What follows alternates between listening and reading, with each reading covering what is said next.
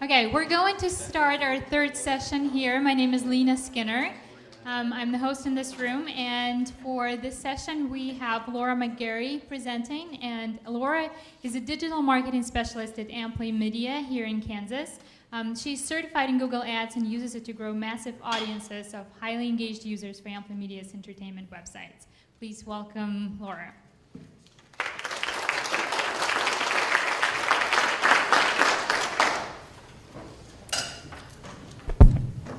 Hello, I'm Laura. Right now I'm working at Ampli Media. I use Google Ads at a pretty high volume, so I have made a lot of mistakes, and I've learned a lot from those mistakes. And I really hope that some of the things I've learned will be helpful to you. It's kind of a slightly different way of thinking about Google Ads. I think of it more as it's a conversation between me and the users. I'm not just running an ad for buy this t-shirt, eat at a restaurant. It's, are you interested in this thing? Will you visit our website? In general, I use the machine learning side of Google Ads to learn information about my customers. It ends up being a market research, and it's quick and relatively cheap and pretty easy to figure out. You do have to approach it kind of like a scientist. You don't get a lab coat, but you do have to think about setting up an experiment and how do you read your data and how do you apply the things you learn. The WordPress setup side of it is super easy. We'll get a little bit into the technical part of it, but that part might actually be the easiest. I'm kind of curious how many people here have used any kind of paid media? Any paid media. A lot of it, Google Ads is the biggest and might have the biggest reach, but any kind of the native advertising platforms or Facebook. And also curious, I'm not sure if I want the answer to this, how many don't know why you would ever pay for an ad? Okay, good. That's what I was hoping for, a little scared to see hands on that one. I have worked with Google Ads for a little over a year, and in that time, I spent quite a bit, and a lot of that was, it didn't have a good ROI, but that's not everything. Sometimes all you want is information, and I run UA for several of our entertainment sites across many verticals. So this applies whether you are a news website or if you have pictures of puppies, or you want people's opinions about best pizza in the city. So these principles apply regardless of what line you're in. Ampli started in 2016, so it's not just me kind of new to this world. The company is new and it takes off fast. So I'm in this fast-paced world where you need information quickly, and I have some good strategies for getting this feedback to customers as quickly as you might want it, which like could be instant. Machine learning is what powers Google Ads. And I think it's really important to talk about what machine learning does and what it doesn't do. Machine learning in Google Ads is math equations that make decisions based on explicitly defined rules. So you aren't going to get a superpowered marketing robot that makes guesses that it thinks you want this information. It's not going to whole credit card numbers that people aren't willing to give. It's not the Matrix, as disappointing as that might be.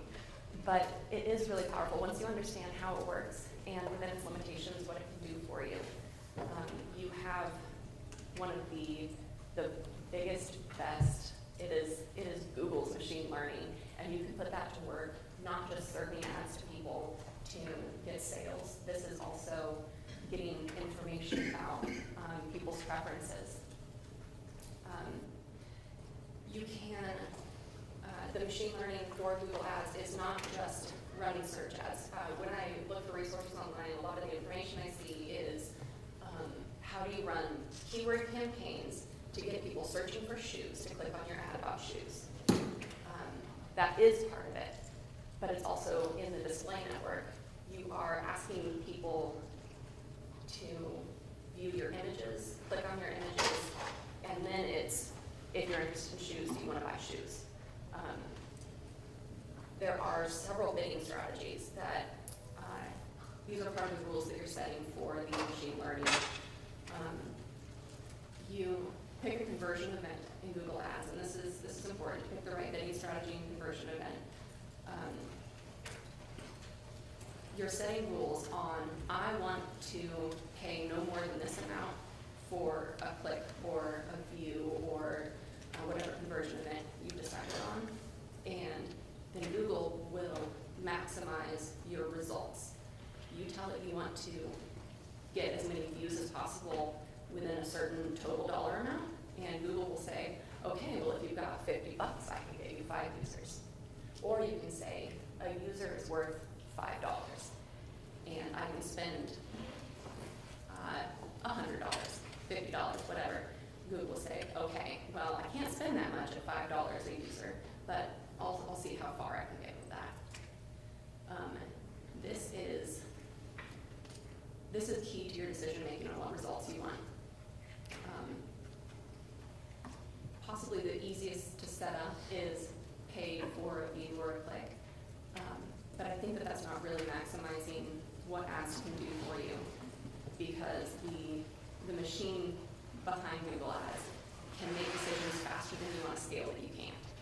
So you can think, well, when I pay 25 cents for a click, it works out for me. I will only pay 25 cents for a click. If you allow the machine learning to make some of these decisions for you, you're going to see better or more results and get more learning back.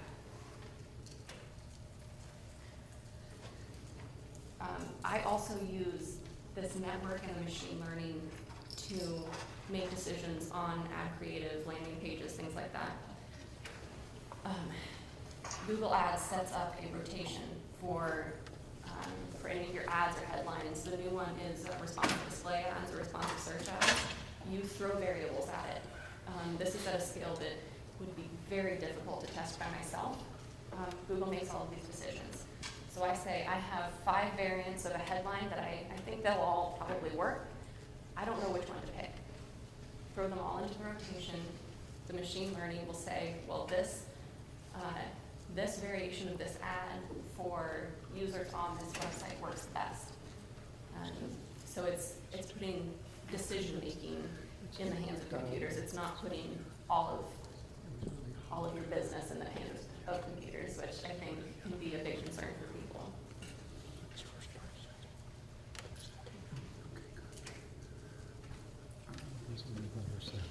The way that I view Google Ads is that every time my ad shows, it's a survey, but it's just a 1-question survey, which is, are you interested in this? So if I have an ad creative that isn't working well, I need to really question, is it because the image was too specific? The person in the ad for my newspaper is too, looks like it doesn't apply to enough people. So the components of it, it's not that people aren't interested in your product, they're not interested in your image or headline or call to action. These are the components that you really are able to work with. But once you're able to get good learning on those components, you can use these ads to ask the question, are you interested in my product?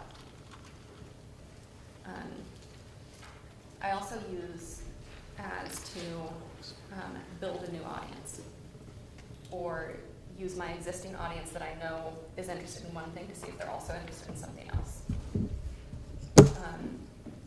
So if I have a brand new idea, I'm going to do some pretty generic targeting.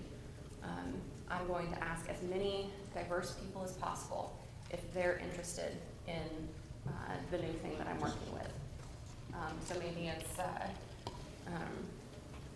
I have, sorry, I'm a little hungry, so I'm going to talk about pizza a lot. I have pepperoni pizza, but I want to know if people would be interested in sausage pizza. So I already have all my creative that I've worked, that I know that this type of image works, this type of headline works. I'm going to change the one variable of pepperoni or sausage. And so I'm going to start asking people, are you interested in sausage pizza? I don't want to get too specific with that just yet. I want to test general interest on this one new component. So we're going to test this idea to a large group of people. And suddenly you have a focus group that is anybody in the world that has a device, which I think is, that would be hard to do with traditional surveys or, I don't know, walking the street and asking people if they are interested in pizza. You can also, so I know that I have,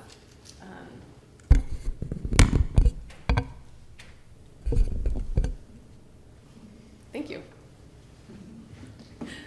So I know that I have a lot of people interested in pepperoni pizza. I don't want to know if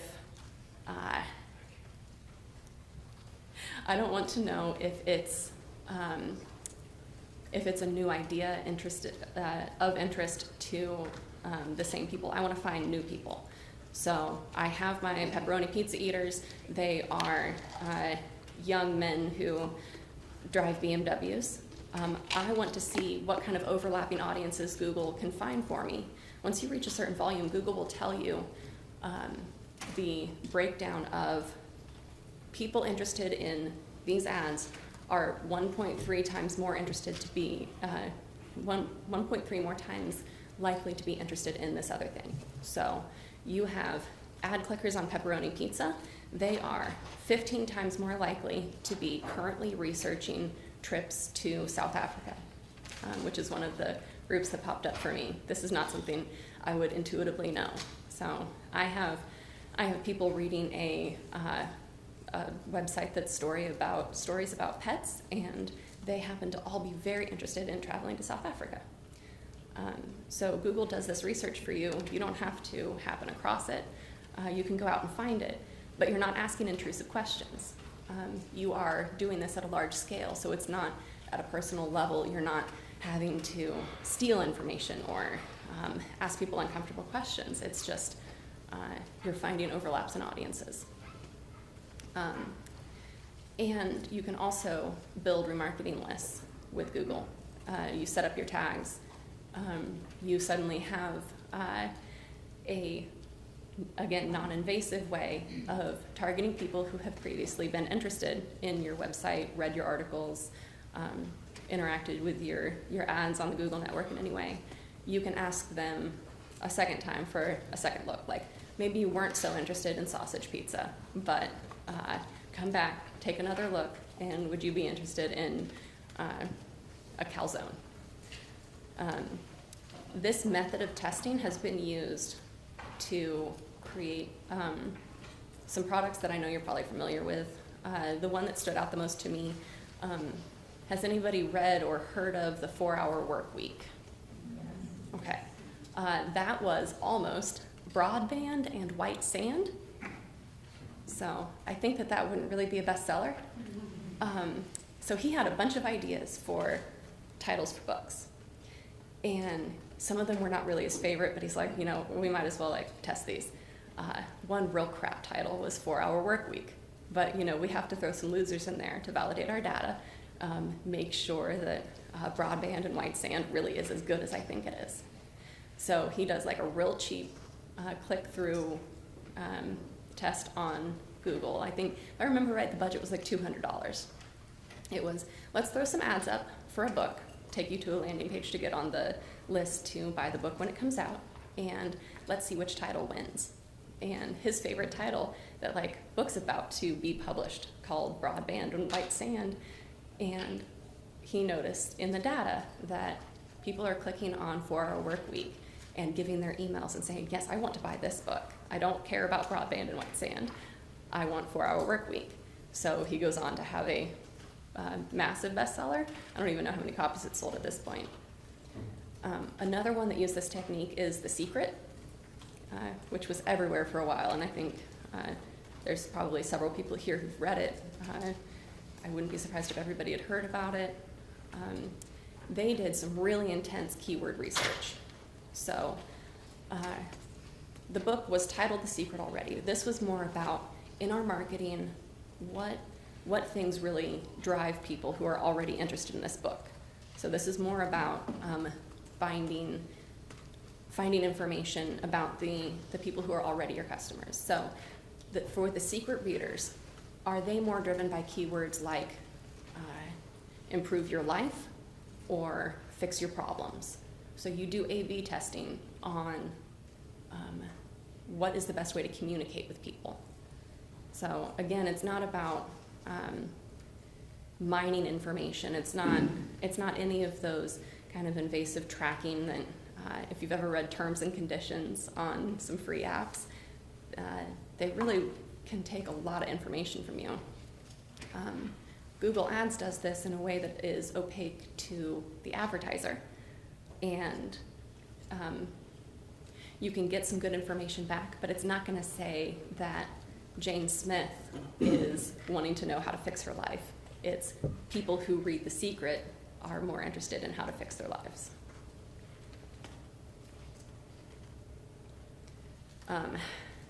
This is the difficult part. This is the part that I still struggle with and have to keep learning about. There's a website, it's AB Tasty. They do have products, but I've used their blog a lot. The big points that I have here are from AB Tasty. So I don't want to take credit for inventing this excellent list. The really important things to remember is making sure that you have data reliability. So some ways that people accomplish this is running an AA test. So it's not an A/B variable. It's we want to make sure our system works.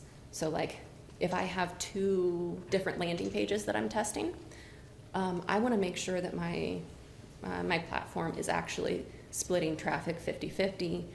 So I'll just run identical pages and make sure that the results line up with how it's supposed to technically function. This point I could probably talk about for hours, but I won't. It's I do recommend checking out A/B Tasting. I've learned a lot from their blogs. Testing one variable at a time. This can really ruin anything that you're trying to find out. So you have an ad campaign, and you're like, you know what? I really want to find out if sausage pizza will work. But I should also find out if people who like pepperoni pizza would be interested in calzones. And while I'm at it, let's see if the people who are already interested in my pepperoni pizza, I know that they drive BMWs. Let's see if they also drive Porsches. So what are you testing? How are you going to run a multivariate test like that quickly and without being a statistician? Because I can't do that. So the easiest way to make sure that you're actually getting good information back is really narrowing down what variable you're testing and assume that everything matters. So when I try a new headline, I'm going to change one word at a time, or I'm going to change capitalization. I'm not going to assume that A and V are going to matter as much to users, because those might actually have an impact on how people click, how people interact with it. One test at a time is pretty related to test one variable at a time. making it easiest to interpret your results is going to impact you a lot. Keep it simple. You can use Google Ads. You can get a lot of information back very quickly, but don't waste your time and energy. Keep things simple. Keep campaigns small. You get a lot of advice online about single keyword ad groups, and that might work for people, but you also end up with 500 campaigns and 10,000 ad groups, and I don't know anybody that can read that much information and make sense of it. The number of variations that you run, it matters a lot what your volume is. This is just again, a human limitation of you have limited time. If you also have low volume, you need fewer variations. So this is, I'm going to repeat this a lot, that you got to keep it simple if you want to get good results. Reliability. This is, again, some statistics. A/B Tasty has some really good calculators on it. There's a few more that I have listed at the end. You need to have reliability. Reliability means, what are the chances that this was chance? So if you have 95% reliability on your test, you know it's only a 5% chance that your results are wrong. So making sure that you know that your results mean what you think they mean. A good example of this is I have a low volume campaign. My results say that headline A is 500% better than headline B, but it's only been shown to 100 people. So I should probably wait a little while to get excited about my results with that one.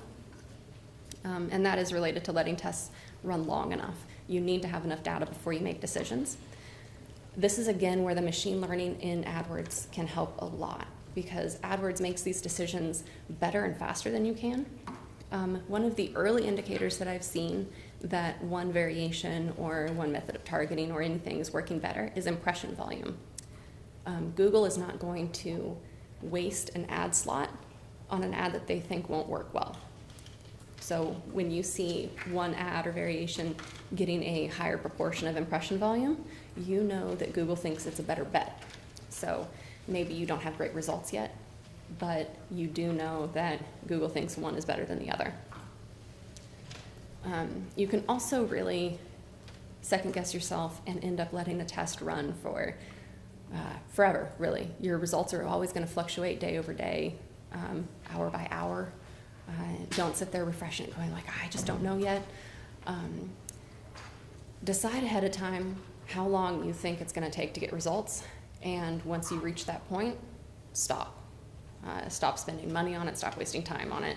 If you don't have results yet, that's your result. So I think with the volume that I get, it's going to take me 3 days to know whether this picture or that picture is better. If at the end of 3 days the results are equal, well, then they're just equally good pictures, and I should pick one and go with it.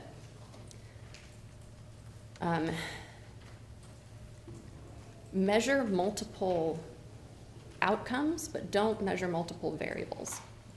So multiple indicators is going to be things like, you're tracking clicks. You can also track people adding to cart.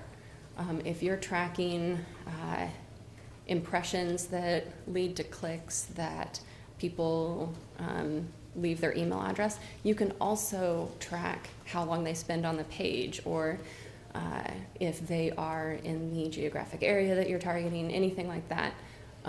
Just because you want to narrow down variables does not mean that you should narrow down outcomes. Segmentation is tricky. It's talked about a lot, and I think it can be misused. Sometimes you want your segment to be just literally everyone in the world. If you just want to know, like, do people like pictures of puppies? Well, like, who the user is, what time of day, doesn't really matter that much. People are going to like puppies or not like puppies. But if you If you want to know what your current customers prefer, that's when you use segmentation. That's when you are trying to narrow down the targeting in ads. If you want to know if time of day affects things, you want to break those out. And making that decision can be pretty difficult. I would err on the side of larger, fewer segments, especially if you're using this as more of a research tool and not an advertising tool. The technical side of this, it really couldn't be easier with Tag Manager and WordPress plugins.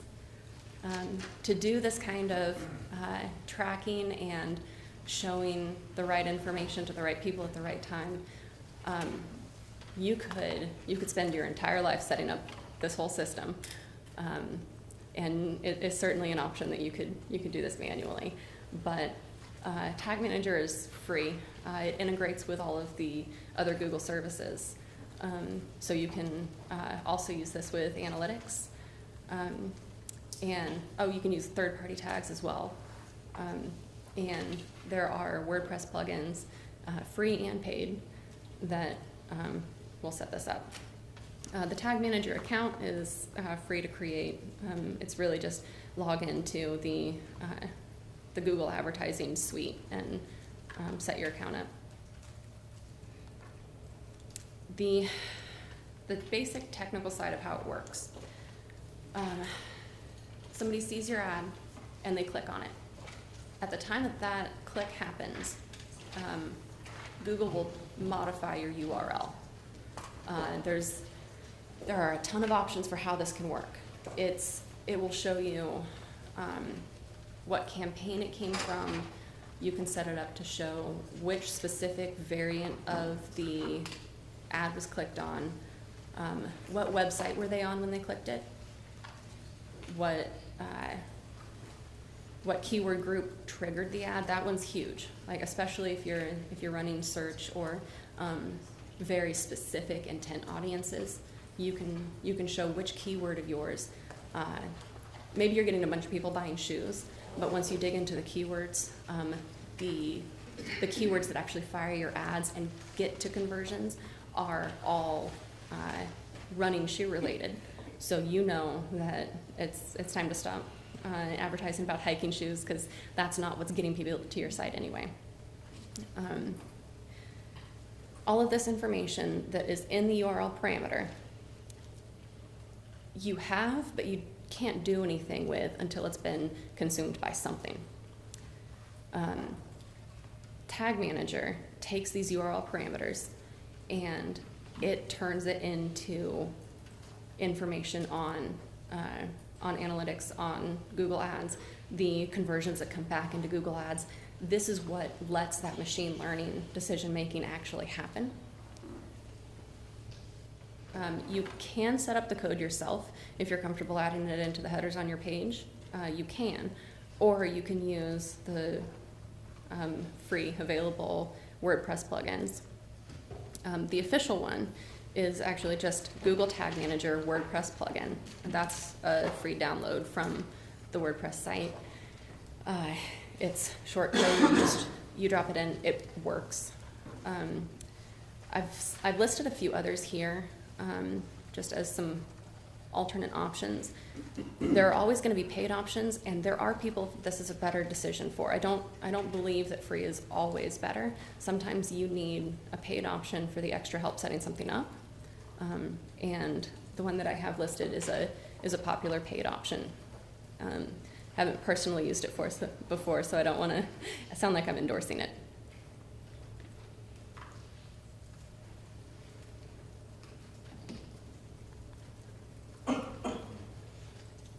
These are resources that I have used to learn about ads or testing or, let's see. I have personally used Unbounce on landing page testing. There's a lot of services like it where you want to know how the page that people get to after they click on your ad, how that affects how they interact with your site in the future. And these can be pretty powerful tools. as long as you keep in mind the principles of, waiting for reliability on the test and testing variables and all of the statistic stuff. Linda, I love taking online classes to learn about these things that might be a little bit more complicated. Like, I know that just the few points that I've covered today, I could probably spend weeks talking about, because all the information behind that, once you really get into the details, it can be complicated. It is also really useful. The Academy Exceed LMS, that is actually Google Ads training. I don't think that they update it as often as they update Google Ads. So when you get in there, some of the interface stuff will be a little different, but it is the official Google How Stuff Works classes. And that is also just free online. And I have gone through it. It is useful. It is always useful to know how Google intends for their product to be used, even if you're not actually going to use it that way. And the Evan Miller, I have not met him, but I am very grateful to him, because he's put together some really good calculators that I just have bookmarked for when I need to make a decision on how many ad clicks I need to wait for to end my test. So good job, Evan. Does anybody have any questions?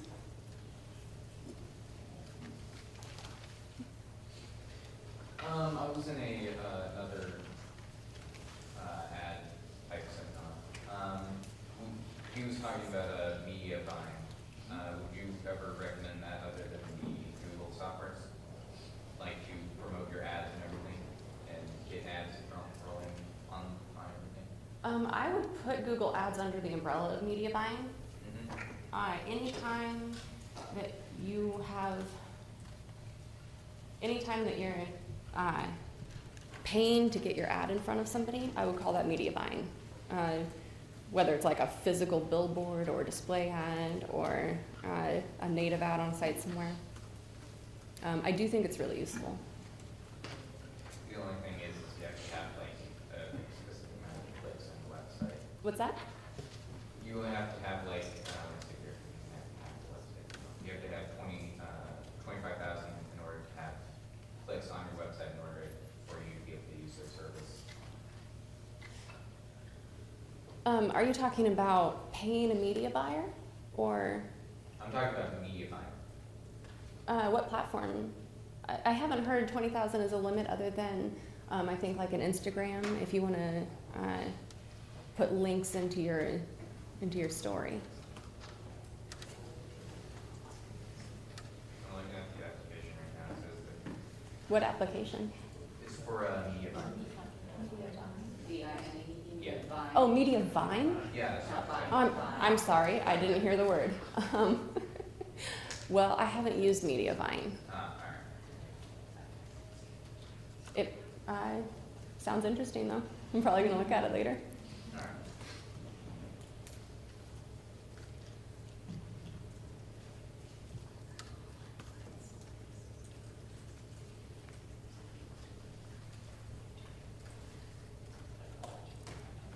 So you track the amount of time that you choose to run the test based on your volume. So, for instance, could you give me an example of if I have this much volume, I would run it for this amount of time? Yes. Okay, so I use Evan's really lovely calculators to figure out what my kind of like bottom line is going to be. So it's if it's a smaller volume website, I think I'm going to get 10 clicks a day, and usually about 20% of my people end up filling out the form or clicking on the link or whatever it is that I want them to do. So I'm going to get 2 people a day doing this. So at 2 people a day, how long is it going to take for me to know if version A or version B is better? So it's a what is the payoff at the end, and how much am I willing to spend getting there? So it's every single variable plays into that. But just like emotionally, I feel like deciding at the beginning when you're going to stop the test is important, because as soon as you get emotions tied up into it, you're going to have that kind of like gambler moment of like, well, maybe I should just try it again.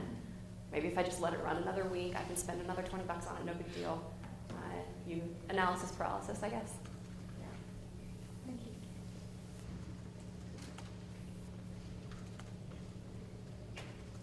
Any other questions, or anybody just like disagree strongly? When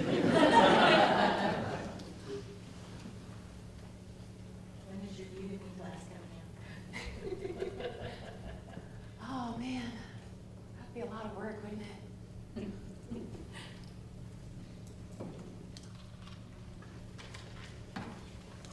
This is kind of like a side note. I've had a lot of benefit from interacting with people online. Reddit has been surprisingly helpful. Which I feel like the smaller groups on Reddit are very helpful. But there's a lot of like digital marketers, PPC people. The drop shippers are really quick at figuring out what doesn't work, which I appreciate. And so they've been great. There are Facebook groups for digital marketers that even if you're not in marketing, people are happy to answer questions. So there's a lot more resources out there. I had to really pare down my list to like what I thought was going to be the most helpful if you were just kind of trying out this idea.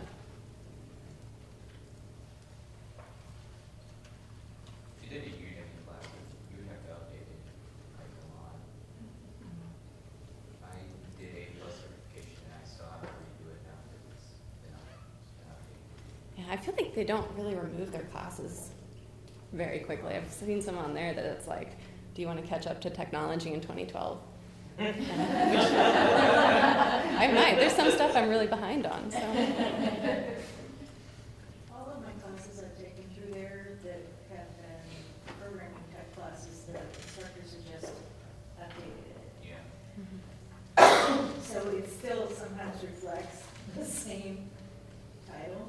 Oh, maybe I should stop ignoring some of these classes because I'm like, well, that doesn't apply. Yeah, I should go and look. But if you actually check it, You mentioned Reddit. What subreddits do you look at that are helpful?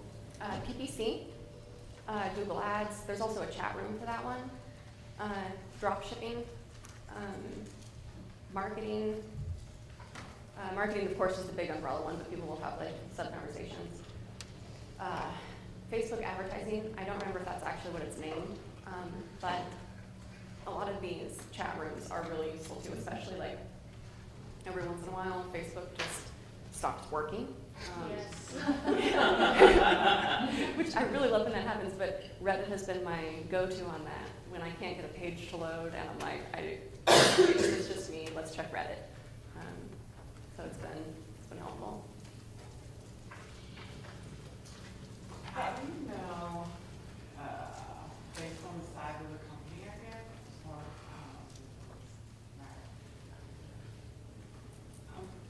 maybe I'm trying to talk about like pricing tiers, like how much you spend.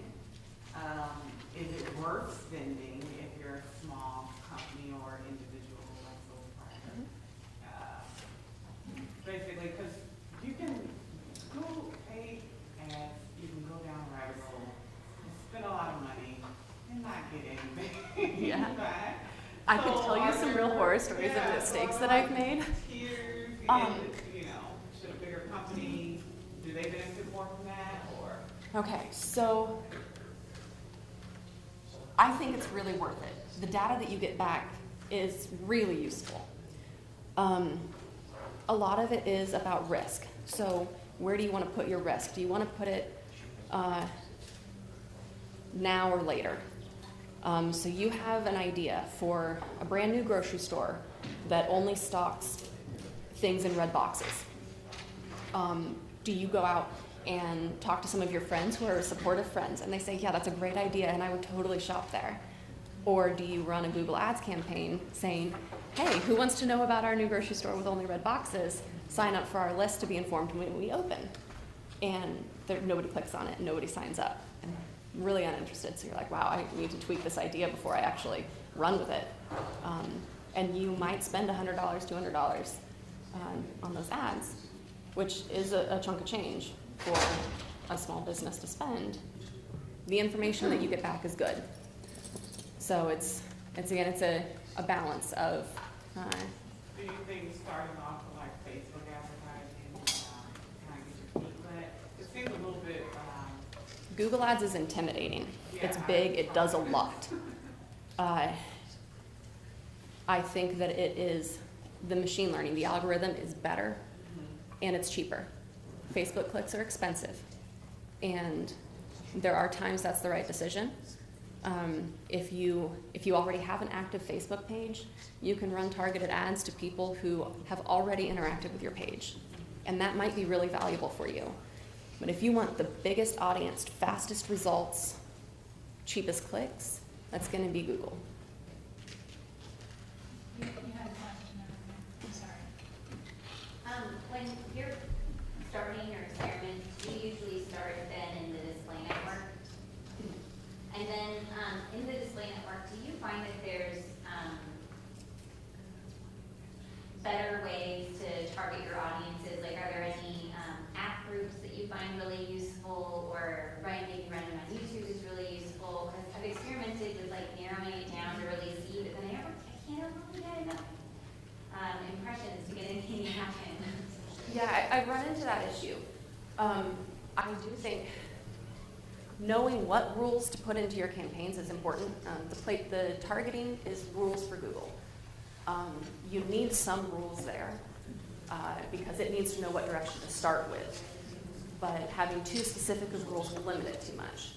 So if you say, I only want to show my ads to 35-year-old women who are watching YouTube on this specific channel at 3 p.m., like how many impressions are you going to get? So you have to, again, it's balance of I need to give a direction, but not a really tight fence. So does that kind of help? It's like we run into a lot of like flashlight apps and that kind of weird thing. When Oh, yeah. Placements, and I'm like, how do I? That's so weird. I've seen that too. It's flashlight apps. And my theory on that is that you get crap clicks from it because people have it only turned on when it's dark. Yes. So that, I don't know. What app group is that in? I don't know. I can't find it. They keep coming up.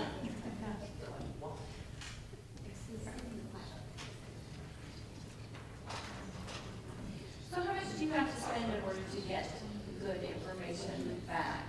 I mean, somebody said something that somebody, it's a certain level before you get this information back, is that? So Google says, like, Google has thresholds for each of its reporting. So if you really want to know what audience overlap you have, that's really useful information, but you need to have like 50 conversions a day. And that's however you define your conversion event. So if you have like a lead form, people filling out their email address, you need to have 50 email addresses a day before Google can tell you what audience overlaps you have. And that's also to kind of anonymize the data.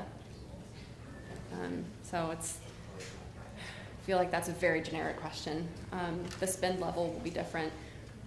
In general, I would say the more generic information you want, the lower bid that you can give, and the less you'll have to spend. Do you think the Google reps are not worth their brain? Like, I mean, could you call them and then they kind of give you the scenarios of what you can do on each call, and then the next rep that you talk to, they give you a different scenario of what you should be doing, or just hire someone?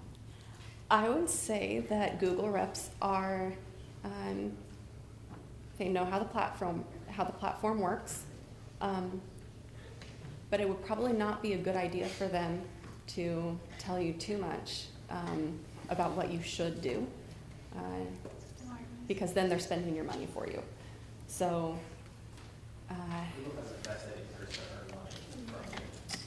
yes, yeah. So, I don't think it's a waste of money to hire somebody to help with ads. If you really want to run with that and you need some expert help, they're going to waste a lot less money in the learning process.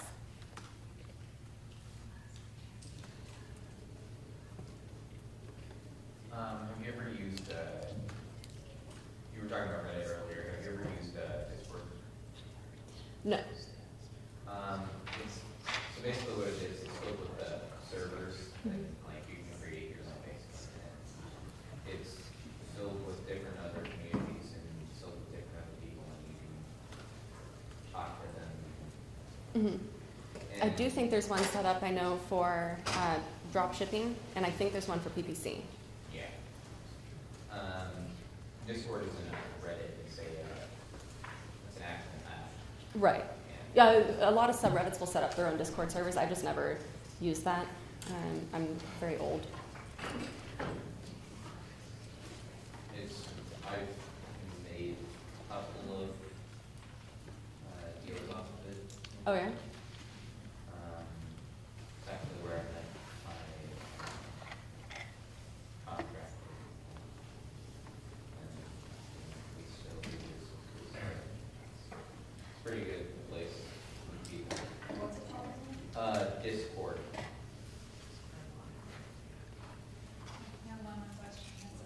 Thank you for the plugin list. I was wondering if you knew what plugin that you guys use the most to integrate tag manager into your website. I really like it simple. So just the official Google one, it will do everything you need for running ads. The other ones, take a look at.